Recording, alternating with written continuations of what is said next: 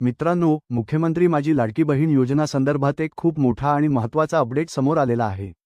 गेल्या काही दिवसांपासून या योजनेच्या हप्ता वितरणाबाबत मोठा गोंधळ सुरू होता आणि डिसेंबर व जानेवारी महिन्याचा हप्ता एकत्रितपणे दिला जाणार असल्याची चर्चा होती. मात्र याच्या विरोधात निवडणूक आयोगाकडे मोठ्या प्रमाणात तक्रारी दाखल झाल्या. या तक्रारींच्या पार्श्वभूमीवर निवडणूक आयोगाने राज्य सरकारला स्पष्ट आदेश दिले की कुठल्याही प्रकारचा आगाऊ हप्ता वितरित करू नये आणि फक्त नियमित किंवा थकीत हप्त्यांचेच वितरण करावे. मित्रांनो, निवडणूक आयोगाच्या या आदेशानंतर आता अखेर डिसेंबर महिन्याचा थकीत हप्ता वितरण सुरू करण्यात आलेले आहे.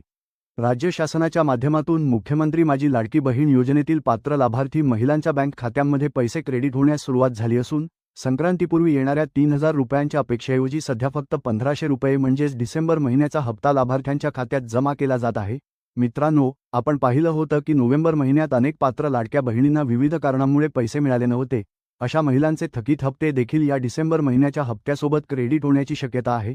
मात्र यासंदर्भातील सविस्तर आणि अधिकृत अपडेट आपण पुढील व्हिडिओमध्ये नक्कीच पाहणार आहोत. एकंदरीत संक्रांतीपूर्वी मुख्यमंत्री माझी लाडकी बहीण योजनेतील लाभार्थी महिलांसाठी ही नक्कीच एक मोठी आणि दिलासादायक खुशखबर आहे.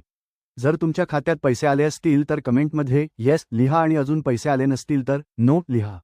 हा व्हिडिओ उपयुक्त वाटला असेल तर लाईक करा, शेअर करा आणि अशाच महत्त्वाच्या अपडेटसाठी चॅनलला सबस्क्राईब करायला विसरू नका.